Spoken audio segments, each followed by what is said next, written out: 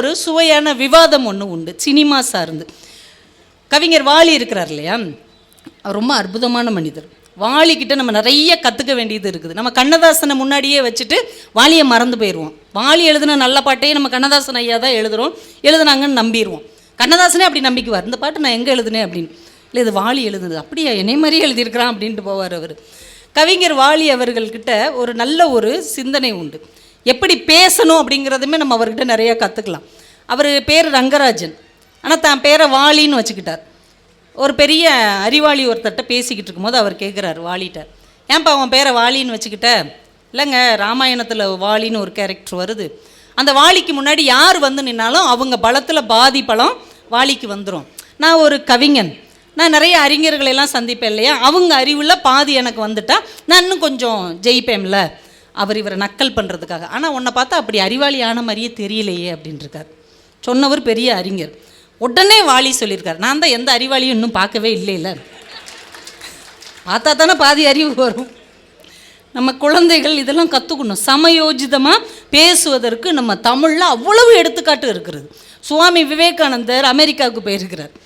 அமெரிக்காவில் இவரை பிடிக்காத ஒரு பேராசிரியர் அங்கே இருந்திருக்கிறார். எல்லா இடத்துலையும் பிடிச்சவங்க பிடிக்காதவங்க இருக்க தானே செய்வாங்க.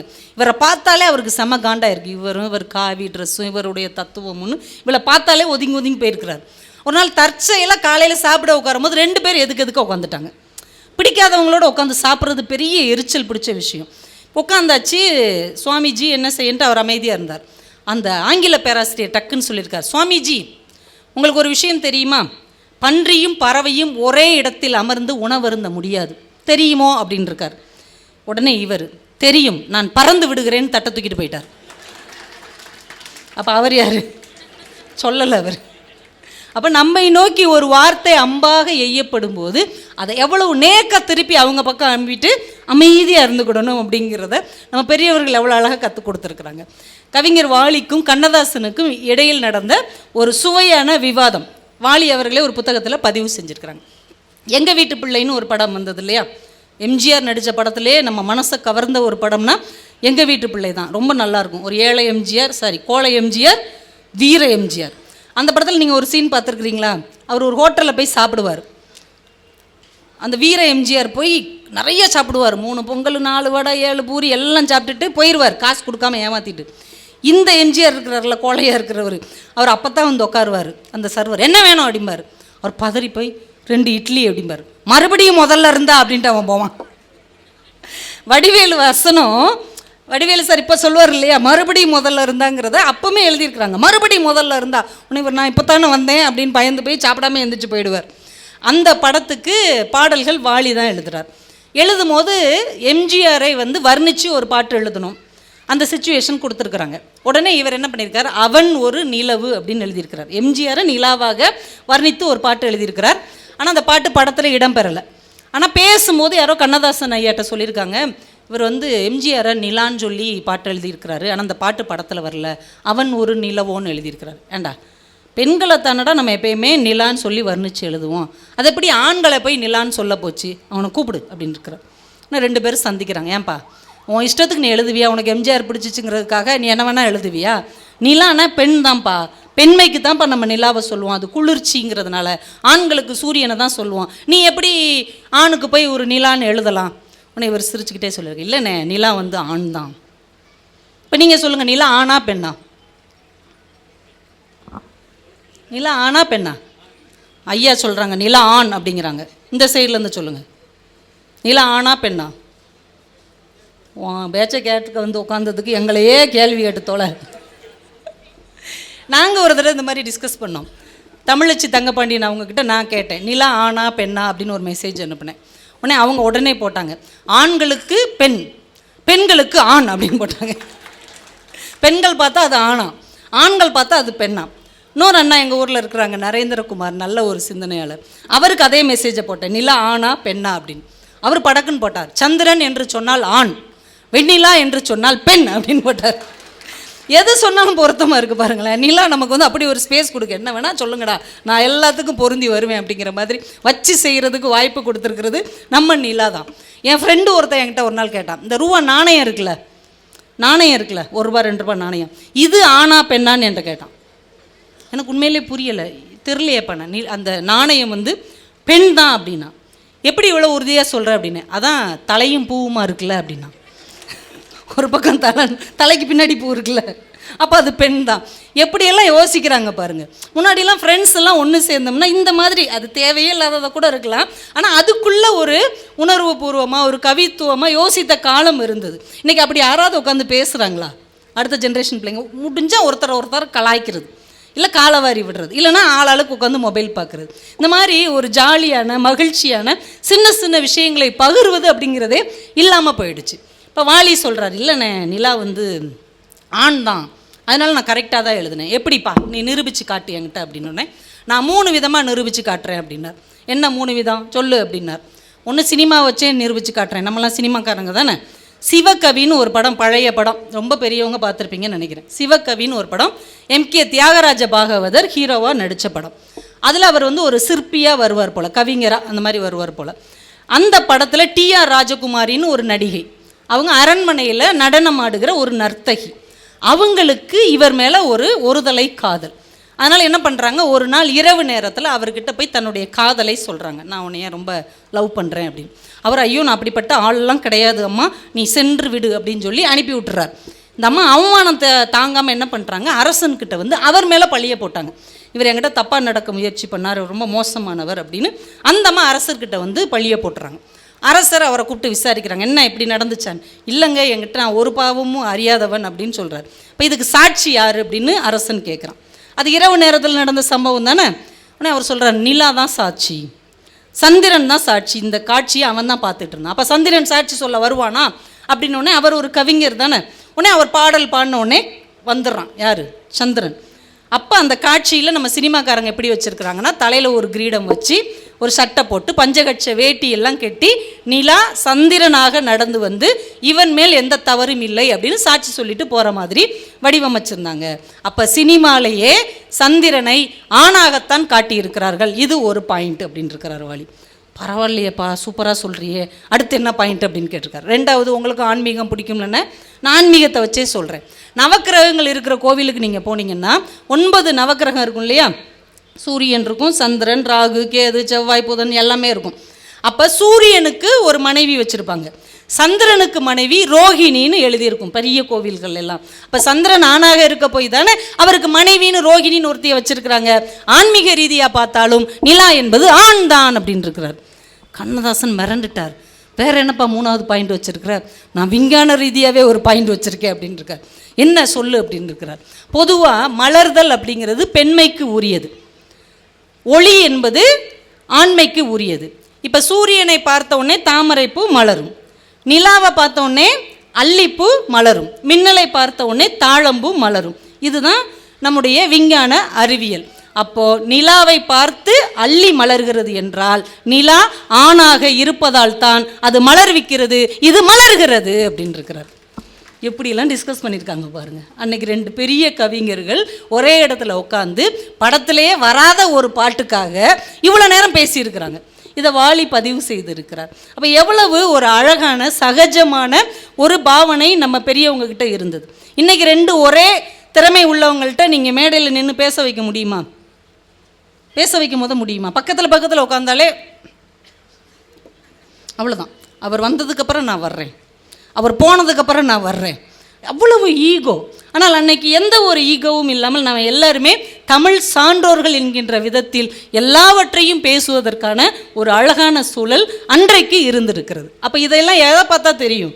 இந்த புத்தகத்தை படித்து பார்த்தா தானே தெரியும். வாலி அவர்கள் நினைவு நாடாக்கள்னு எழுதியிருக்கிற புத்தகத்தில் நீங்கள் படிச்சிங்கன்னா நாம் என்னென்னலாம் படம் பார்த்தோம், அதில் நமக்கு தெரியாத சம்பவங்கள்லாம் இருக்கு இல்லையா, அதை அவ்வளவு அழகாக எளிமையாக பதிவு செய்திருக்கிறார். அதில் வந்தது தான் இந்த நிலா சார்ந்த விவாதம். அதனால் நிலா தலைப்பை தானே வச்சுருக்குறோம், இதையும் கூட சேர்த்துருவோம் அப்படின்னு இதையும் கொண்டு வந்து சேர்த்துட்டேன். அப்புறம் நிலா பற்றி நிறைய கட்டுக்கதைகள் வேறு நம்ம ஊரில் உழவுது. அதை மோட்டிவேஷ்னல் ஸ்டோரியாகவே ஸ்கூல் காலேஜிலலாம் எங்கள் மக்கள் சொல்லுவாங்க. நானே அது கட்டுக்கதைன்னு தெரியாமல் நானே 4-5 இடத்துல அதை சொல்லி பயங்கரமாக எல்லாரையும் நான் ஊக்குவிச்சிருக்கிறேன். என்ன அப்படின்னா, நீங்களும் கேள்விப்பட்டிருப்பீங்க, ஆம்ஸ்ட்ராங்கும் ஆல்ட்ரினும் தான் நிலாவுக்கு போனாங்க, கரெக்டாக? ஆனால் நிலாவில் கால் பதிச்சவர் யார்? ஆம்ஸ்ட்ராங். ஆனால் ஒரு கட்டுக்கதை என்ன வரும் அப்படின்னா, ஆல்ட்ரின் தான் நிலாவில் இறங்க வேண்டியவர், ஆம்ஸ்ட்ராங் கூட துணைக்கு போனவர். அவர் கப்பல் படை தளபதி. இவர் தான் விமானத்தை பற்றி எல்லாம் தெரிஞ்ச பைலட்டு. இவர் தான் நிலாவில் நடக்கிறதுக்கு பயிற்சி கொடுத்துருக்குறாங்க. 2 பேரும் அந்த விண்கலத்தில் ஏறி நிலாவில் இறங்கிட்டாங்க. இப்போ கீழே அவங்க நாசாலேருந்து தகவல் வருது, பைலட் ஃபர்ஸ்ட். அப்போ ஆல்ட்ரின் இறங்கணும். இது கதை, கட்டுக்கதை. ஆல்ட்ரின் இறங்கணும், அவருக்கான கதவு திறக்குது. அவர் பயந்து போயிட்டார். ஒருவேளை இந்த மண் எப்படிப்பட்ட மண் நம்மளுக்கு தெரியாது, இதனை நம்ம தெருவோம்னா நிலாவில் இருக்கிற மண் எப்படி இருக்குன்னு தெரியாது. புதை மணலாக இருந்து நம்மளை உள்ளே இழுத்துருச்சுன்னா, எரிமணலாக இருந்து நம்ம காலை வச்சோடனே நம்மளை எரிச்சிருச்சுன்னா என்ன செய்யணும்? 1 செகண்ட் தயங்கி இருக்கிறார். இப்போ அடுத்த கட்டளை வந்துருச்சு பூமியிலிருந்து, கோ பைலட் நெக்ஸ்ட். படக்குன்னு ஆம்ஸ்ட்ராங் காலை வச்சிட்டார்.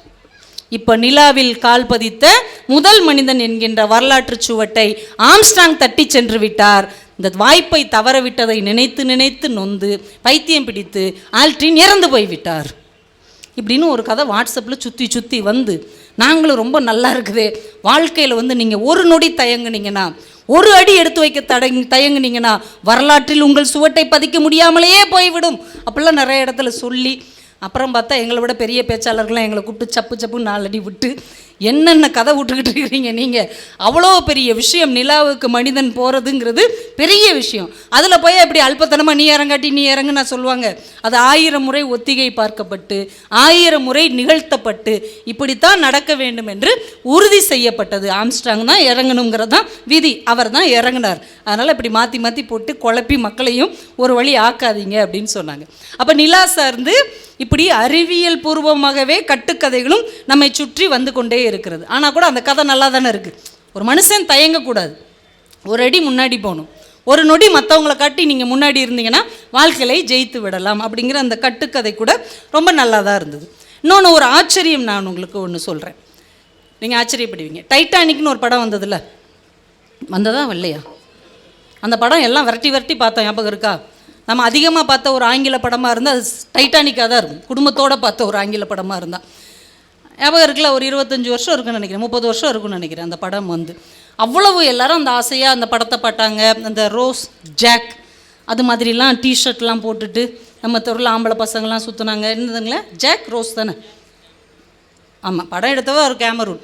அந்த படத்தில் வர்ற அந்த சீனெல்லாம் நம்ம தமிழ் படத்தை எல்லாம் வச்சு எச்சு துப்பியெல்லாம் விளையாடிக்கிட்டு அந்த படத்தை அவ்வளோ ரசித்து நம்ம எல்லோரும் பார்த்தோம். ஆக்சுவலாக அந்த டைட்டானிக் அப்படிங்கிற கப்பல் தண்ணியில் மூழ்கி பனிப்பாறையில் மோதி உடஞ்சி மூழ்கி 100 வருஷத்துக்கு மேலே ஆயிடுச்சு. அந்த டைட்டானிக் மூழ்கிறதுக்கு என்ன காரணம் தெரியுமா? அந்த படம் எல்லாருமே பார்த்துருப்பீங்க, இல்லை அதை பற்றி கேள்விப்பட்டிருப்பீங்க, வாசித்திருப்பீங்க. அந்த டைட்டானிக்குங்கிற அந்த கப்பல் உடஞ்சி தண்ணிக்குள்ளே மூழ்கினதுக்கும் அதிலிருந்து ஒரு 1500 பேர்கிட்ட இறக்குறதுக்கும் யார் காரணம் தெரியுமா? யார் காரணம் தெரியுமா? பனிப்பாறை தான் காரணம் அப்படின்னு நம்ம நம்புகிறோம். அது ஒரு காரணம். உண்மையான காரணம் என்ன என்று டெக்சாஸ் மாநிலத்தில் இருக்கிற அந்த பல்கலைக்கழகத்தை சார்ந்த இயற்பியலாளர் டொனால்டு ஆல்சன் அப்படிங்கிறவர் பதிவு செய்திருக்கிறார். நிலாவும் ஒரு காரணம். டைட்டானிக் கப்பல் கவுந்து போகிறதுக்கு யார் காரணம்? வானத்தில் இருக்கிற நிலாவும் காரணம். அவர் அதை ஆதாரத்தோடு நிரூபிக்கிறார். 1912ஆம் வருடம் ஜனவரி 4ஆம் தேதி இதுவரைக்கும் பூமியிலேயே 1400 வருஷங்களாக நடக்காத ஒரு அதிசயம் நடந்திருக்கு. திடீர்னு விண்கல் ஒன்று பெறப்பட்டு வருதுமாங்க, நம்ம பூமியை நோக்கி அது வந்து கொண்டு இருக்கிறது, எல்லாரும் குப்புறப்படுங்கள் அப்படிலாம் சொல்லி பயங்காட்டுவாங்க. பிறகு அது கடலில் போய் விழுந்துருச்சு அப்படின்றவாங்க. இது மாதிரி பூமிக்கு வந்த ஆபத்தெல்லாம் நிறைய மாறி போயிருக்குல்ல. 1400 வருஷத்துக்கு ஒரு தடவை நடக்கிற ஒரு அதிசயம் அந்த வருஷம் நடந்திருக்கு. 1912 ஜனவரி 4ஆம் தேதி என்னன்னா, நிலா பூமிக்கு ரொம்ப ரொம்ப ரொம்ப பக்கத்தில் வந்திருக்குது.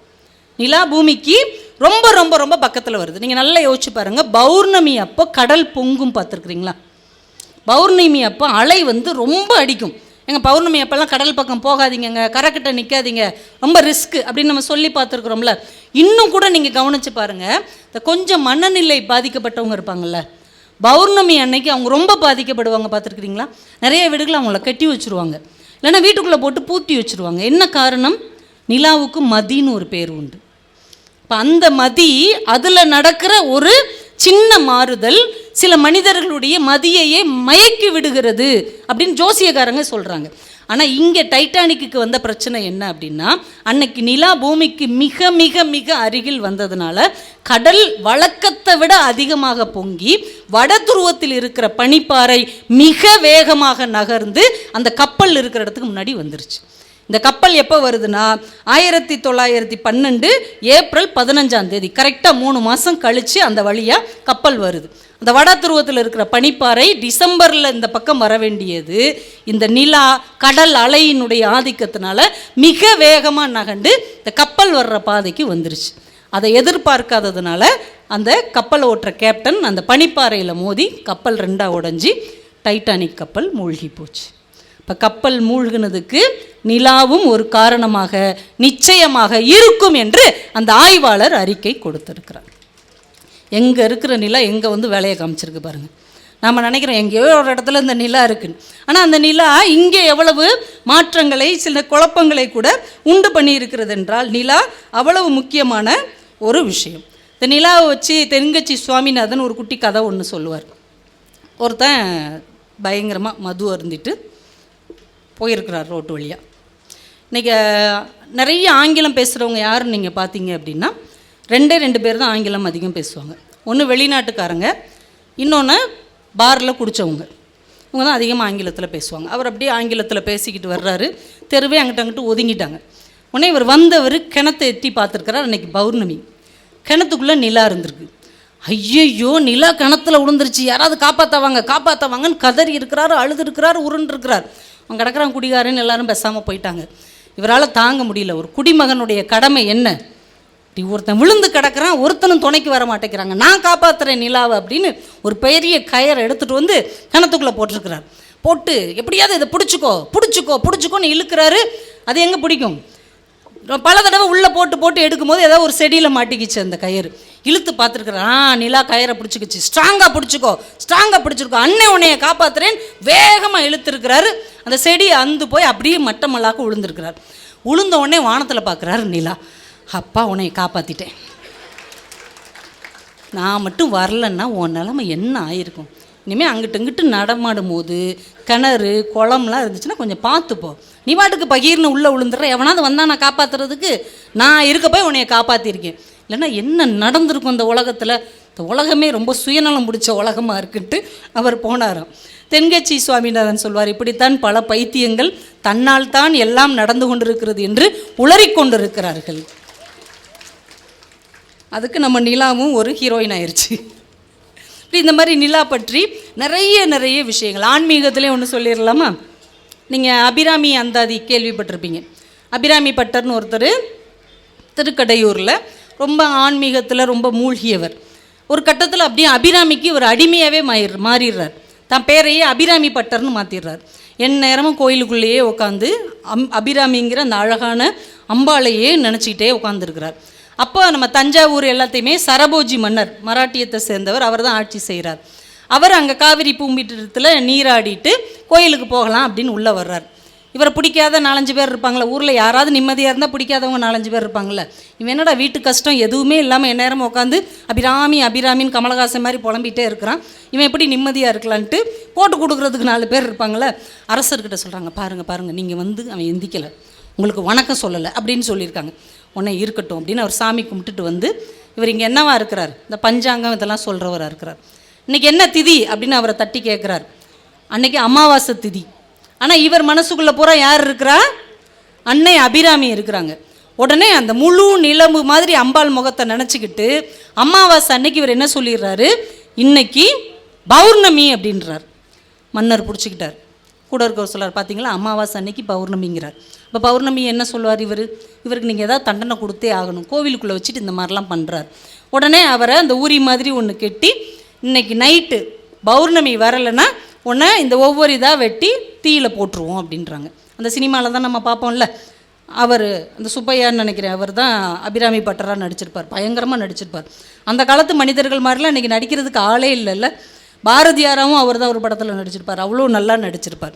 உடனே அவர் நின்று உதிக்கின்ற செங்கதிர் உச்சி திலகம் உணர்வுடையோர் மதிக்கின்ற மாணிக்கம் அப்படின்னு பாட்டாக பாடுவார். 79ஆவதா ஒரு பாட்டு பாடுவார், விழிக்கே அருளுண்டு அபிராம வள்ளிக்கு வேதம் சொன்ன வழிக்கே வழிபட நெஞ்சுண்டு அப்படின்னு பாடின உடனே அம்பாள் என்ன பண்ணுவாங்க, காதில் போட்டிருக்கிற மகர குழையை கலட்டி அப்படி வீசி எரிஞ்சிருவாங்க. எரிஞ்ச உடனே அந்த தோடு நிலாவாக வந்துடும். அப்போ ஒரு பக்தன் கேட்டால் பௌர்ணமி அமாவாசை அன்னைக்கு கூட அது பௌர்ணமியாக மாறும் அப்படின்னு 100 பாட்டை சொல்லி அவர் முடிப்பார்னு அந்த புராண கதை முடியும். ஆனால் நான் இன்னைக்கு யோசித்து பார்க்குறேன், அது அன்பாளுடைய ஆற்றலோ இல்லையோ, ஒரு விஷயத்தை நீங்கள் ஆழமாக உங்கள் மனசுக்குள் திரும்ப திரும்ப அழுத்தமாக சொன்னால் என்றாவது ஒரு நாள் நிச்சயமாக அது நிகழக்கூடிய வாய்ப்பு இருக்கிறது. நீங்கள் நிறைய ஆங்கில புத்தகங்கள், தி சீக்ரெட்னு ஒரு புத்தகம், ரகசியங்கிற அந்த புத்தகத்தை எடுத்து படிச்சிங்கன்னா உங்கள் ஆழ் மனசுக்குள்ளே, அந்த சப்கான்சியஸ் மைண்டுக்குள்ளே நீங்கள் என்ன பதிவு செய்கிறீங்களோ அது நிச்சயம் ஒரு நாள் பழிக்கும். அதனால தான் சின்ன குழந்தைங்க பக்கத்தில் தூங்கிக்கிட்டு இருக்கும்போது அவங்க காதுக்குள்ளே நீங்கள் என்ன சொல்ல வர்றீங்களோ அதை சொல்லுங்கள் அப்படிங்கிறாங்க. சின்ன குழந்தைங்க முழிச்சுக்கிட்டு இருக்கும்போது தான் நம்ம பேச்சை கேட்க மாட்டேங்கிறாங்க. அவங்க தூங்கிக்கிட்டு இருக்கும்போது அவங்க காதுக்குள்ளே, பாப்பா இந்த சேட்டை பண்ணக்கூடாது, தம்பி நீ இந்த மாதிரி படிக்கணும், நீ இப்படி நடந்துக்கிடணும்னு டெய்லி காதுக்குள்ளே குழந்தைகள்கிட்ட பேசுங்கன்னு மனவியல் நிபுணர்கள் சொல்கிறாங்க. அப்படி சொல்லும்போது அவங்க ஆள் மனசுக்குள்ளே போய் அது ஒவ்வொன்றா உட்காருமா.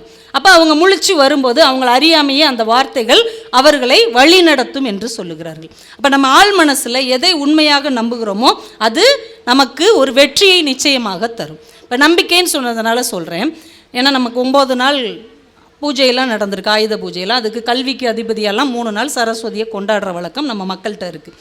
நம்ம மயில்சாமி அண்ணாதுரை இருக்கிறார் இல்லையா, அவர் தமிழ் வழியில் படித்தவர், அரசு பள்ளிக்கூடத்தில் படித்தவர்.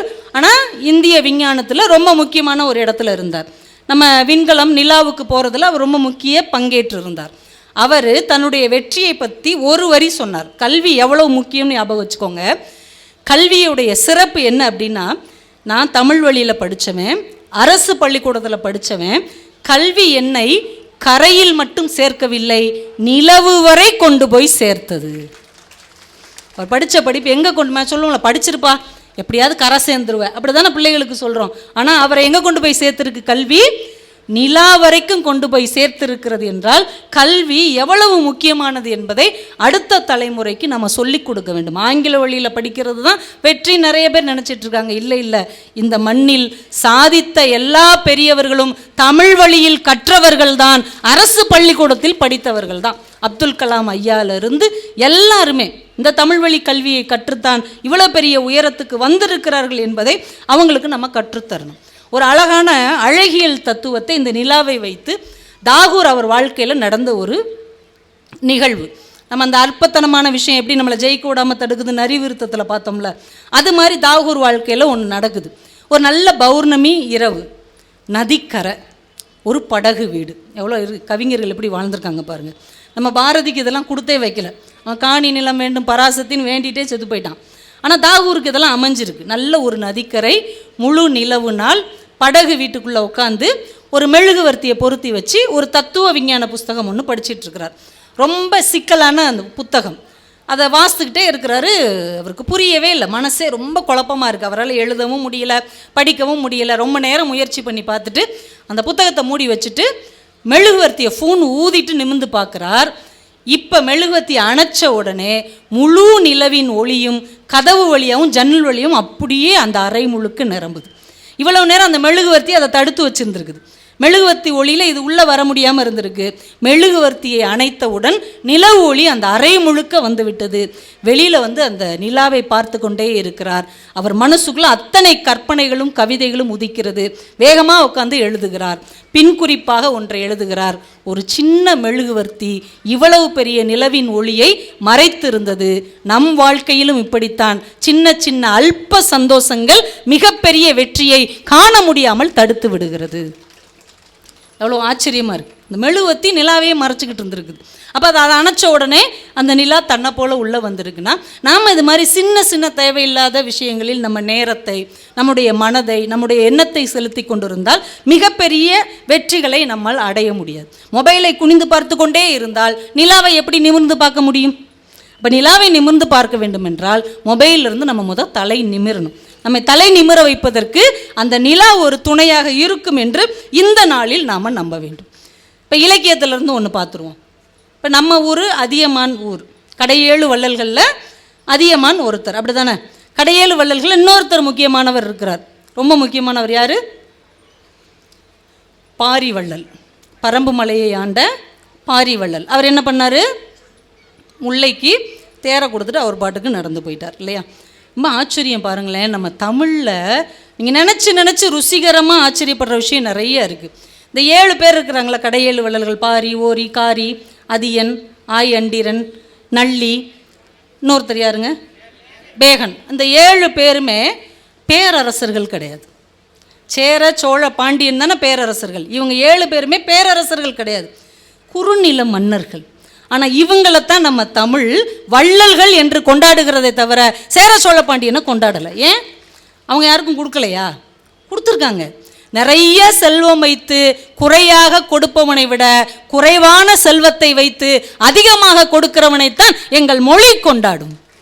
எப்பேற்பட்ட மொழி பாருங்க, இவங்ககிட்ட கொஞ்சம் தான் இருக்குது, ஆனால் அதை அவன் எல்லாருக்கும் வாரி வாரி கொடுத்துருக்கிறான்னா இவன் தான் ஏன் கொண்டாடப்பட வேண்டியவன் என்று நம்முடைய தமிழ் முன்னோர்கள் முடிவு செய்திருக்கிறார்கள்.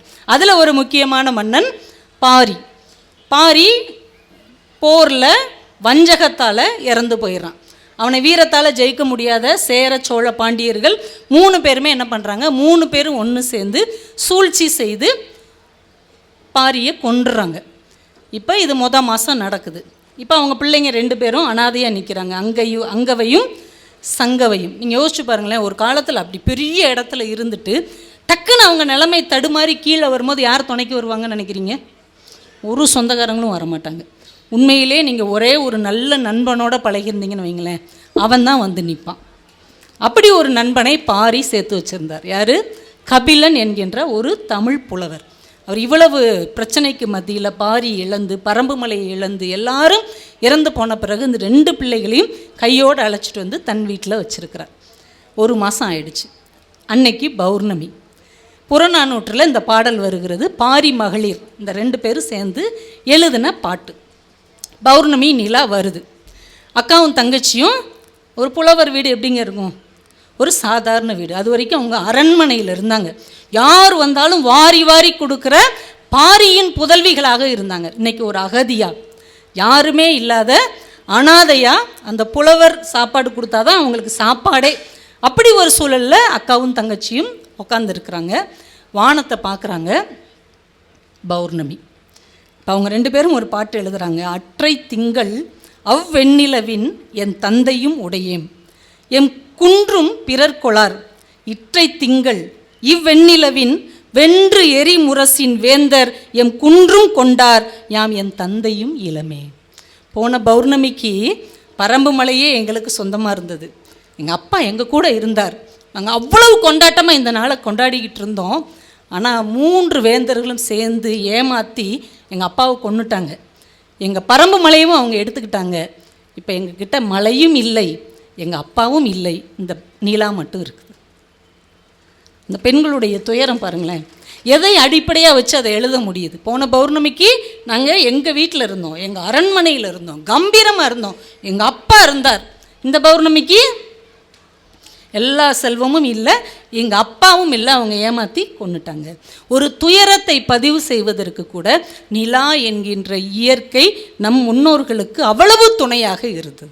நிலா என்பது வெறும் ஒரு செயற்கை, ஒரு கோள் இல்லை, துணைக்கோள் இல்லை, அது ஒரு நினைவு. நீங்கள் நினச்சி பாருங்கள், சின்ன பிள்ளையில நம்ம அப்பா கையை பிடித்து கொண்டு நம்ம நடக்கும்போது அப்பா காமிச்சிருப்பார். நிலா பார்த்தியா எப்படி இருக்கு பாரு, வட்டமா, அது இதுன்னு கேட்டு அழக்கூடாது, சரியா? அப்பா உனக்கு நிலாவே ஒரு நாள் வாங்கி தருவேன் சொல்வார். அப்பா பொய் தான் சொல்வார், ஆனால் நம்ம நம்புவோம். நம்ம அப்பா நினச்சா எதை வேணாலும் வாங்கி தருவார், நம்ம அப்பா பெரிய ஆள். ஆனால் இன்றைக்கி அப்பாவால் அதை வாங்கி தர முடியாதுன்னு தெரியும்.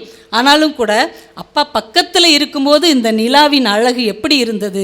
இன்றைக்கி அப்பான்னு ஒரு மனிதர் நம்ம கூட இல்லாத போது நிலா இருக்கிறது, அப்பா இல்லையே என்கின்ற ஏக்கம் நமக்குள்ளே வருகிறதா இல்லையா?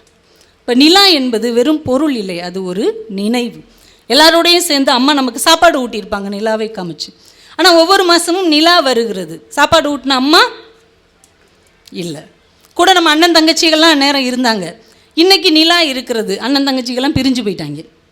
ஒரு சொத்துக்காக, ஒரு சின்ன சண்டைக்காக, ஒரு சின்ன நகைக்காக, ஒரு சின்ன வார்த்தைக்காக இன்றைக்கி நம்மை பிரிந்து போய்விட்டார்கள். அப்போ நிலாவை பார்க்கும்போது நமக்கு என்ன தோணுது?